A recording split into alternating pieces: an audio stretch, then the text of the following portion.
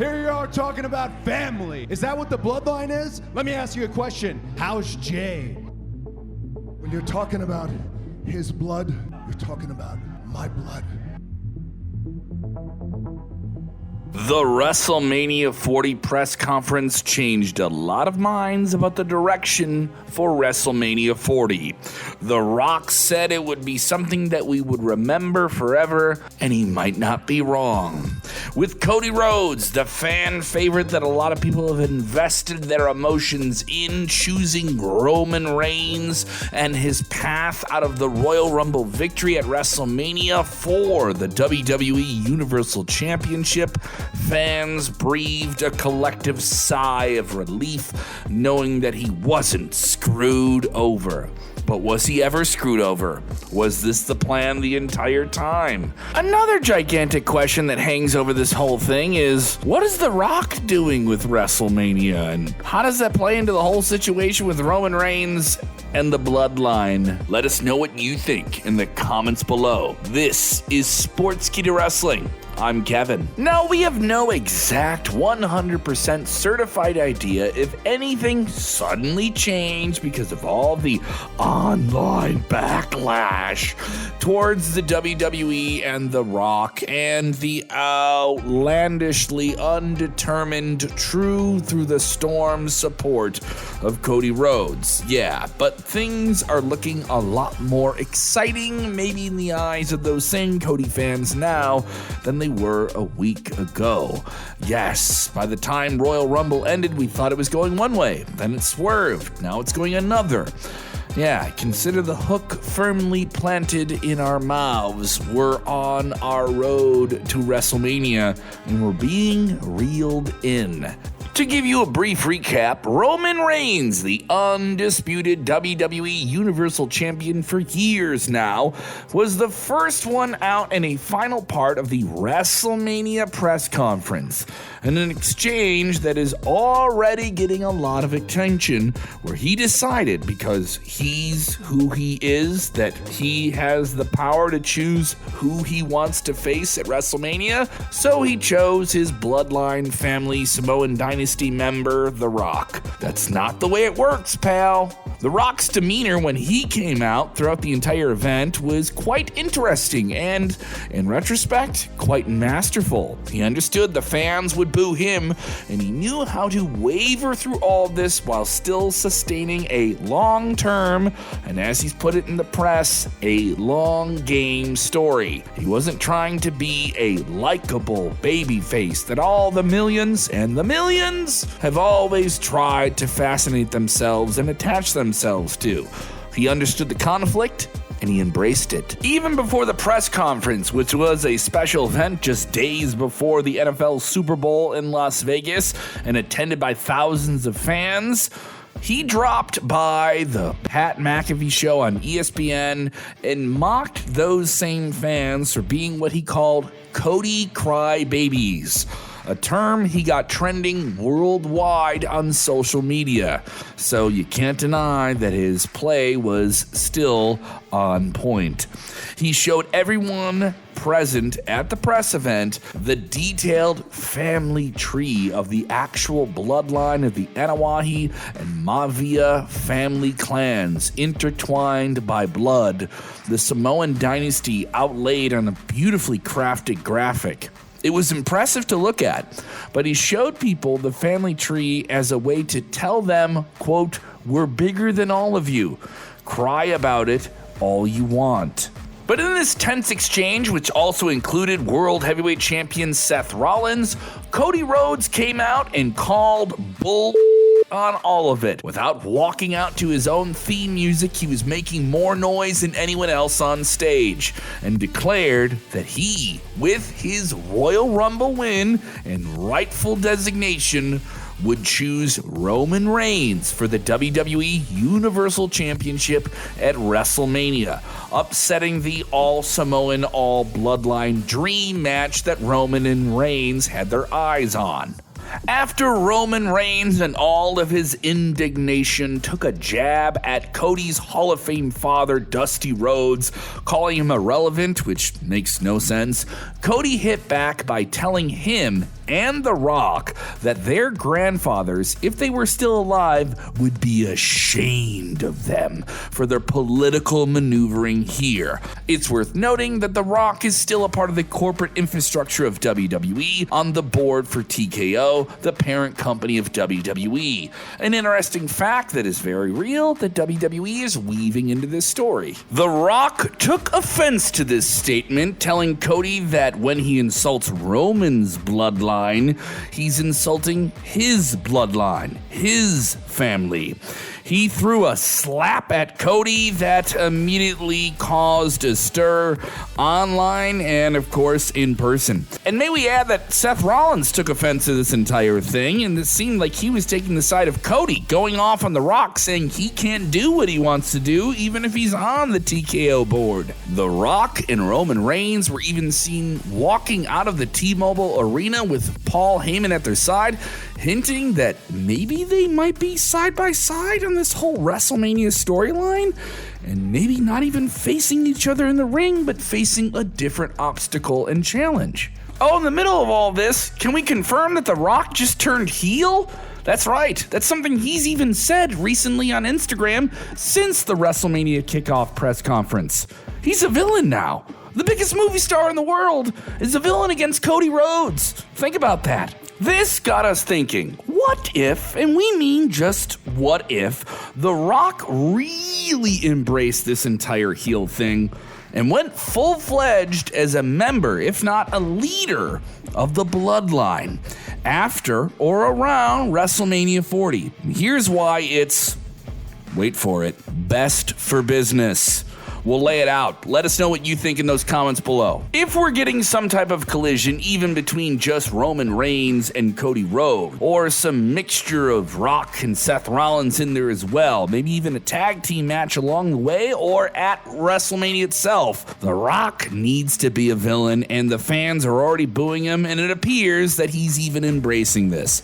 He's the type of guy who has been hated and hated after becoming a Hollywood star. He can't be a big Hollywood star. We made him a star, and he can only be a star for us. So yes, the fickle yet sometimes limiting world of wrestling fandom has come into case here, especially with Rock now being a part of the corporate infrastructure of that wrestling world. Becoming a bad guy after 21 years since being a heel could be something also interesting for Rock in today's modern day WWE. It sounds funny, we know, but hear us out. Back in 2003, The Rock already had one foot in Hollywood and still was trying to do the best he could as a WWE main eventer on a part-time schedule. WWE fans felt betrayed by his increasing Hollywood movie commitments, so he decided to capitalize on this and introduce a now iconic yet still memorable version of his character, Hollywood Rock. He went from being the face of the WWE, a people's champion, to a villain. Yes, and he was just too good to hate, but still someone you wanted to boo along the way. Many have argued that the Hollywood Rock incarnation may have been the best character he played, even if it was just for a brief period of time, and it's hard to argue that when you look at it, it was just really entertaining. He had the crowd in the palm of his hand, and the only downside to it was that it was simply just short-lived. He didn't even revert to the exact same character 21 years ago, but he could certainly play on it and evolve a version of it into what's going on right now.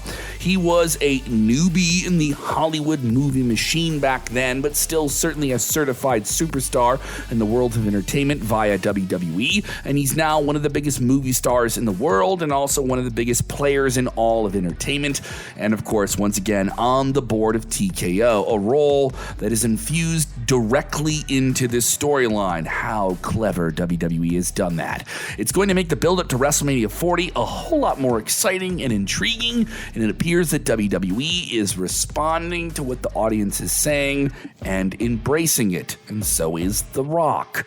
Yeah, they smell what the audience was cooking. You see what we did there?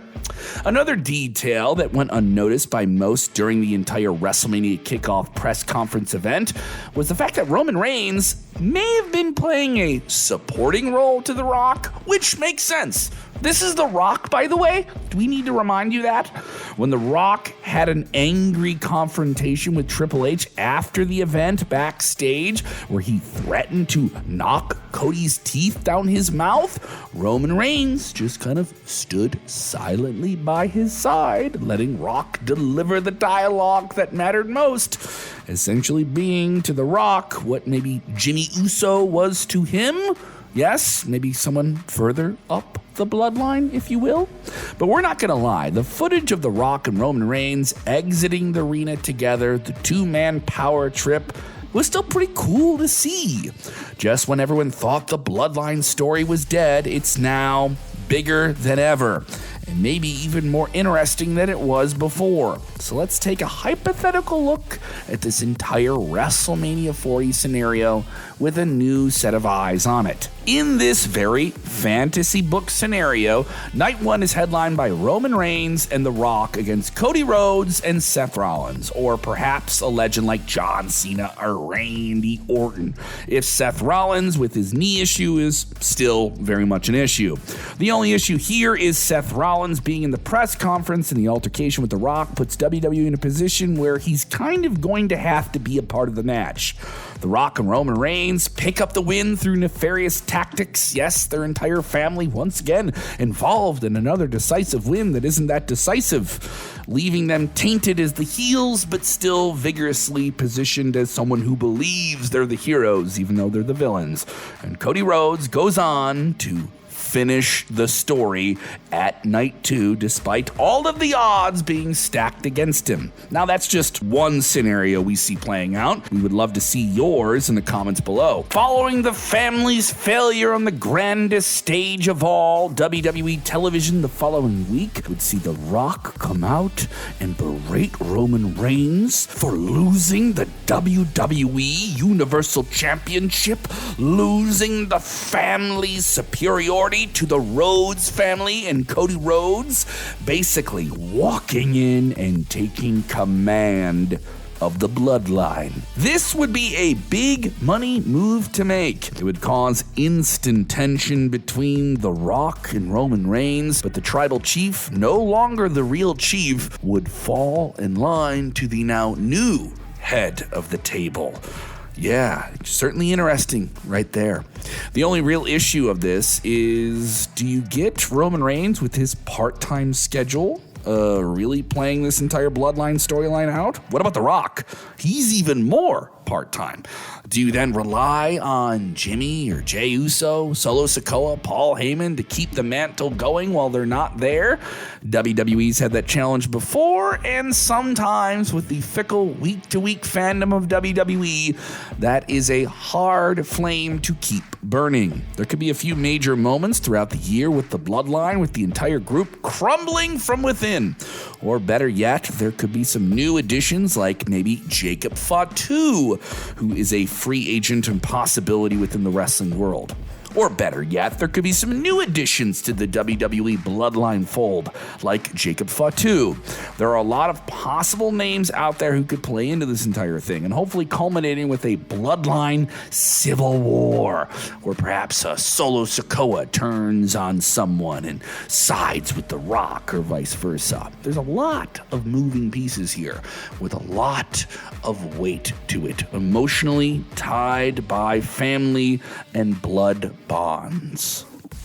And we know for sure at some point the story between The Rock and Roman Reigns is going to end with them being in the ring against one another. If The Rock happens to be on the right side of wrestling fandom once or twice within 2024, it would be insane to see him team up with the Bloodline in some form, maybe even a big multi-man match like War Games.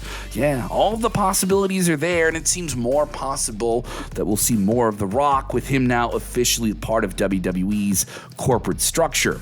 The best part of this is that the entire story sort of writes itself to some point, and there's absolutely zero requirements to have any championships involved, because so much is bigger than just a title. This is personal. Not only that, but it's fairly simple and straightforward in a story that doesn't need to be convoluted and filled with controversy. Or maybe it does. Who knows? An end result, a seamless setup of Roman Reigns versus The Rock, WrestleMania 41, wherever that may be, this time without a title involved and a personal title of head of the table involved. One that they've alluded to for quite some time. You can bet your ass WWE fans aren't going to be complaining about seeing Rock versus Roman Reigns, or maybe they will, who knows, this is the internet, when no other superstar is getting negatively affected by it and no titles being held up with it. Yeah, maybe then you'll be on board. You fickle fans. Just imagine The Rock and Roman Reigns staring at each other. WrestleMania 41, the crowd actually going electric in the same way they did for The Rock when he stood across from legends like Stone Cold Steve Austin at WrestleMania 17, the Hulkster at WrestleMania 18, and John Cena at WrestleMania 28. Come on, WWE fans. Do your thing. Let's make this a possibility. What do you want to see happen with all the names we've mentioned? We would love, once again, to hear from you in the comments below. Check out our weekly show diving deeply into these topics on our channel that streams live, Rings and Rambles. It's also on demand whenever you want it.